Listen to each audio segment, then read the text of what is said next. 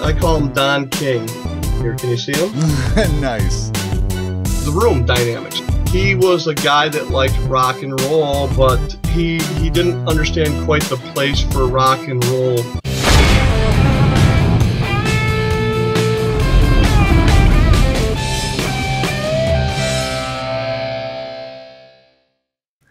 If you're watching this, it must be a Thursday night, or maybe someday after a Thursday night that you're catching this on YouTube. But nonetheless, they come out Thursdays. That's why we call it Mobile Music Thursday. I'm Jason Jones, your host, and I'm really excited about tonight's guest because this show is all about mobile music, the music that mobile DJs play for their weddings, their corporate events, that sort of thing. How do they put their sets together? How do they mix music to create a musical journey that people want to dance to, that get the most impact, that really get things happening on the floor? And the great thing is by tapping into the experience of DJs all over the country, and in some cases all over the world, we get to learn new ways and new techniques in order to make our performances that much more surprising, that much more different, that much more better, and that much more exciting for ourselves and for our audiences.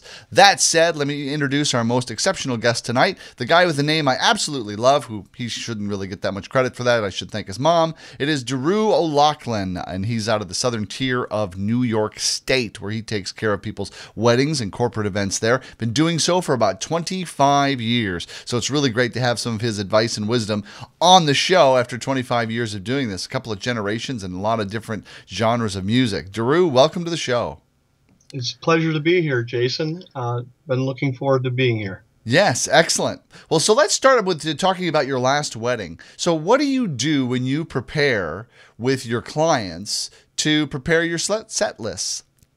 Well, what I do is I have a questionnaire process which includes a lot of things, and part of that is to get some of their interests in music. Okay.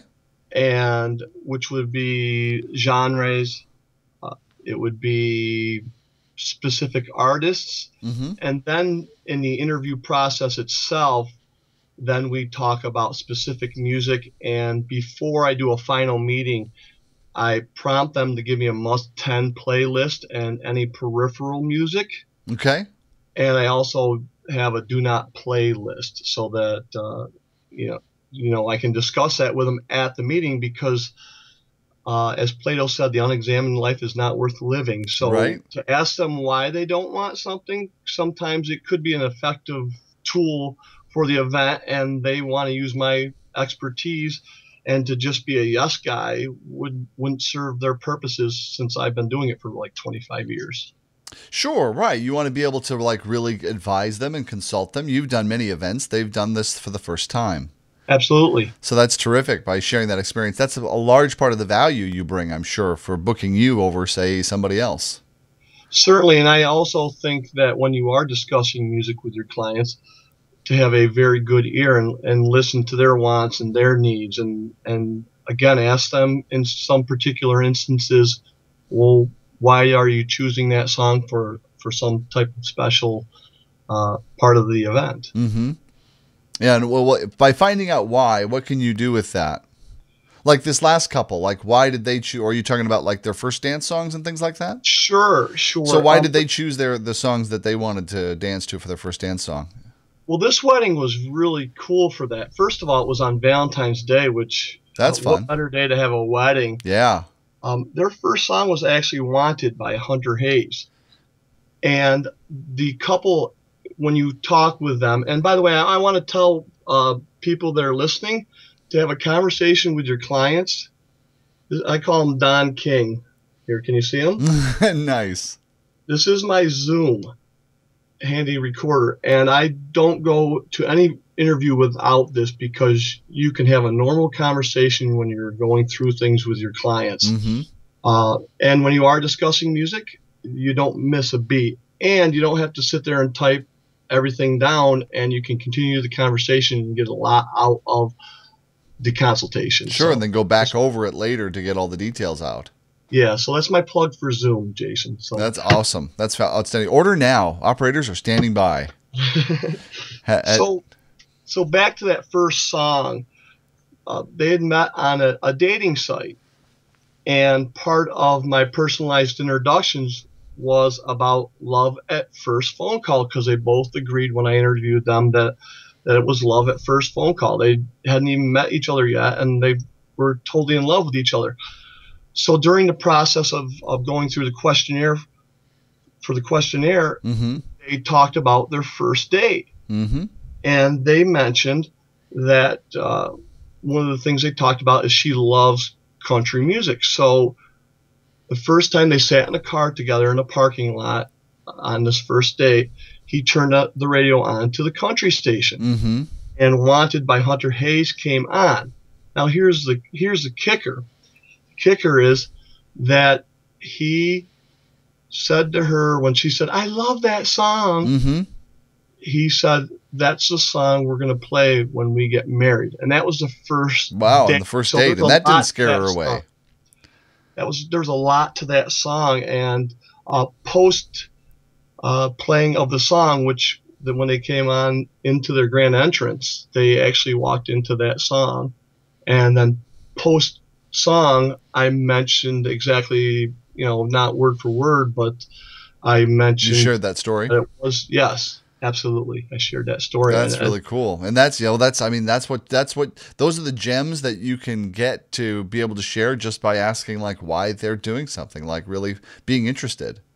Absolutely. And that's why I mentioned the recorder, because I don't know how anybody else do these interviews with their clients. But you want a nugget? That's a nugget. Go into your meeting with a recorder, and then you look over your questionnaire information. And if you're really trying to personalize an event, then when you're recording it, it's just like you and I right now. We're talking. I'm not sitting here typing or anything like that. And that's the freedom that recording the conversation gives you. What you do is you record it and you say, you know what, I'll type that stuff later. Yeah. I want to get in depth with this clientele. I want to really make it personal, not just, hey, I'm coming and doing a job and playing music. So tell me, what is it? So with this particular couple, what information do you get about the music that they wanted to listen to or that they wanted to dance to and celebrate with? And then let's talk about what you did with that information. Sure. So when I talked to them about their music, they were really, again, I mentioned that she loved country. He was a guy that liked rock and roll, but he didn't understand quite the place for rock and roll in a wedding reception. But there is a place for that, especially if it gets people out there in the dance floor and having fun with it. Sure. What kind of music did he think should be played at a wedding reception? Did he say? Well, yeah, sure. When I got their top 10 list and the peripheral music, a lot of it was top 40 for both of them. And in this case, with this bride and groom, he just wanted her to be happy, and I told him, you know what, with that kind of attitude, you two should get married. Insert laugh here.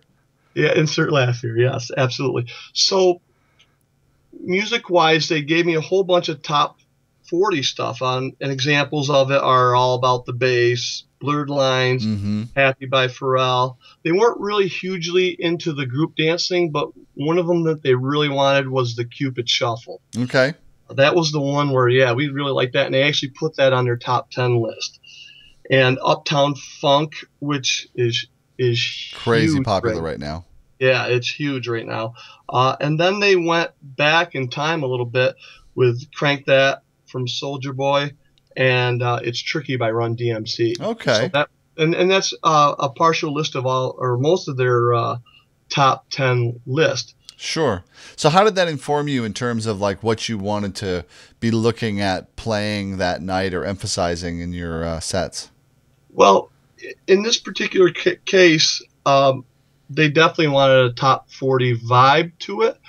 But I also know when you're interviewing them and you also have a part in your questionnaires about the music they like, they were talking about some of the other artists that they were talking about was Luke Bryan, Taylor Swift, and Nicki Minaj, which Ed Sheeran. So there was a variety there.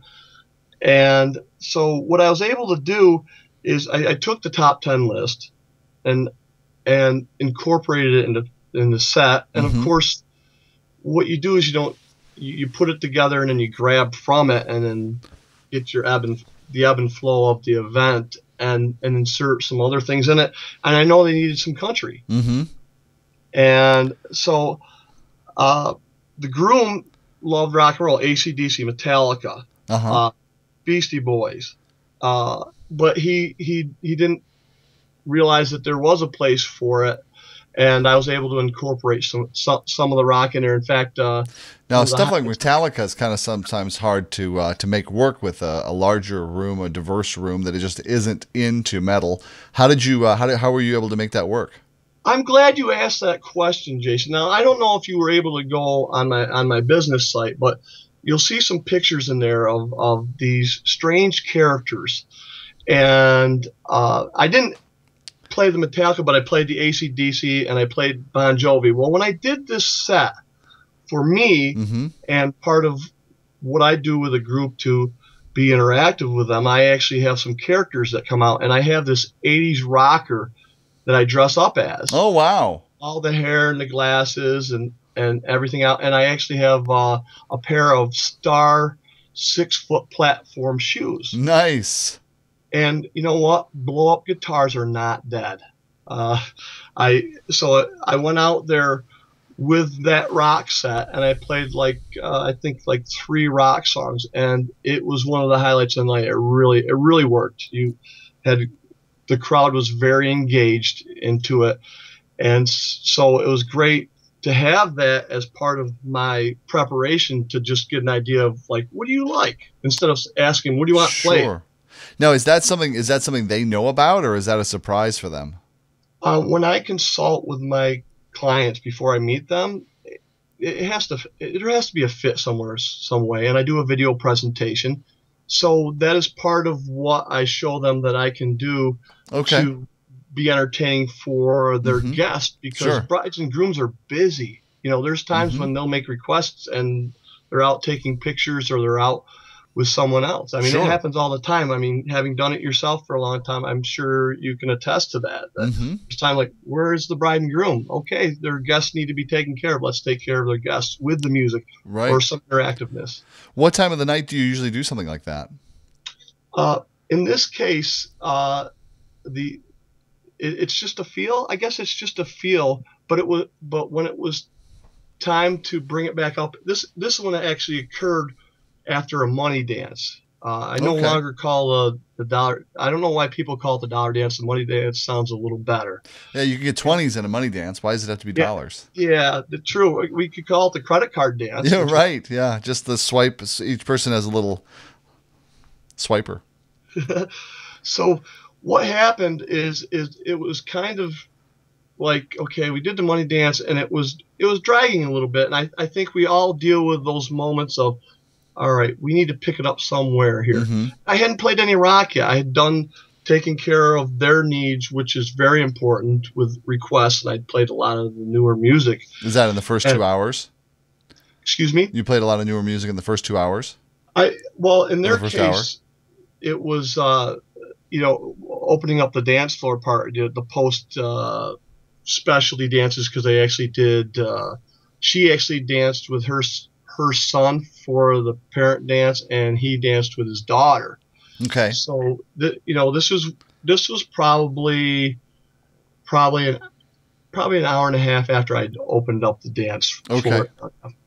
So I just thought there needed to be a change, and to bring it to a level, and the music, it worked. In fact, I had a comment, and you look for these things when you're post an event. He says, I really thought that was great, some of the things you did, because I also have hats I wear and stuff. But he said, when you went into that rock set and that rock guy came out, that was really awesome. That's great. When you get that kind of reaction, it's great. And then the other thing about that, again, it's the music definitely affected it. Playing the right rock music for that moment.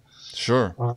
And so let's back up and talk about that first hour and a half. Now, you're really incorporating a lot of requests and setting it up in such a way that's going to work for the whole room and not just for the people that requested it. So walk me through a little bit, with the songs that you played, and why you chose to play those songs, and why that order. Well, if I was able to recall the exact order, like I said, I played a lot of newer music. So, to play, like, one of the first songs was Uptown Funk, because that's new, that's fresh, and that was one of their requests, and it has a really the appeal of that song is broad because it has a little James Brown, and my wife and I argue about this. 70s it has funk an in there, 80s and it's feel to it. I said, okay, honey, it has an 80s feel to it. But what was the reaction? The reaction of the floor? People were on the dance floor. It worked. Great. It had people out there, and so then where do you go from there?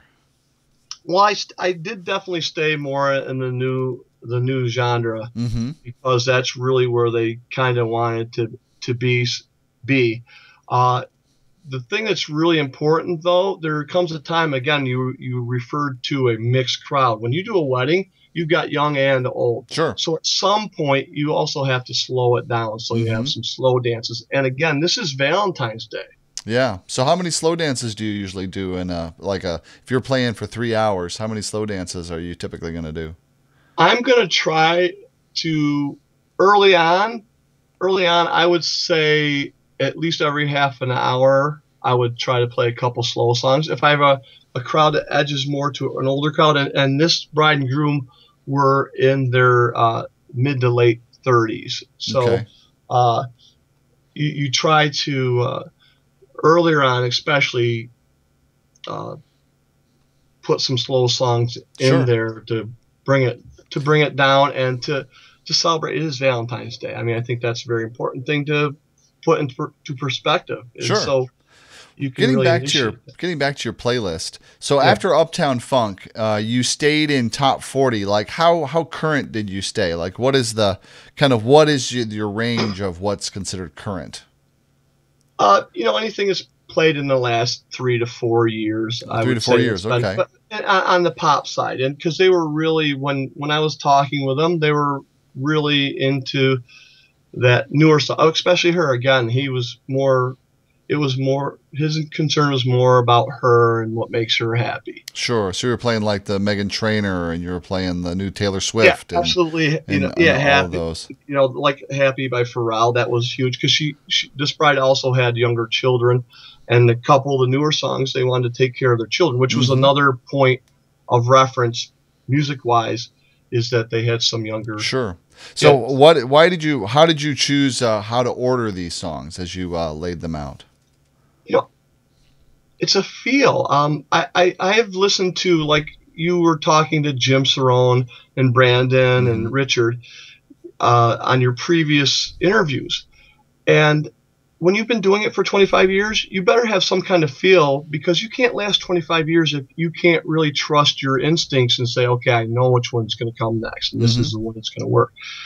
The other thing is you'll go on DJ forums in reference to music. You'll hear people, or they'll state that they played a song and boom, it just took people off the dance floor.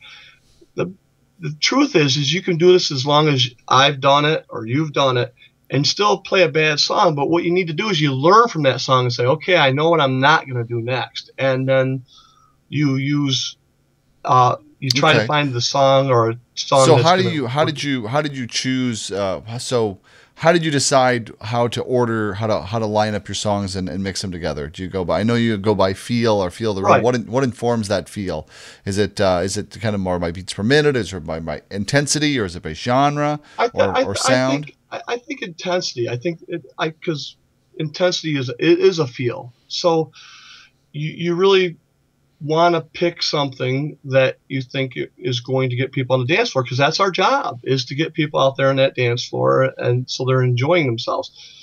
And you can also be having a great set, and like you said, depending on your age groups, young and old, it might be time to put a slow song in there. You might realize, okay, they've had the room dynamics. Like, I don't know if you've ever been in a room where, oh my God, I wish they'd turn down the heat because it's really hot in here. Yeah. And that it's time to slow it down because people are done. And you could play the greatest song in the world that is guaranteed for everyone to dance to, and you can still clear that dance floor on a moment like that. So yeah, it's you have to really watch your audience. So true. DeRue, this is great stuff. I can't believe these episodes go by so fast.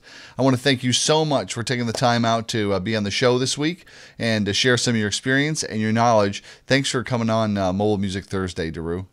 Thank you, Jason. It was my pleasure. Absolutely. And thank you for tuning into the show. Don't forget that every Wednesday night is Lighting Chat here on DJNTV. John Young always has the latest in technology and trends in lighting. So and that's like the new frontier in terms of upsells. So make sure that you're checking out Wednesday night Lighting Chat. For Mobile Music Thursday and DJNTV, this is Jason Jones saying so long.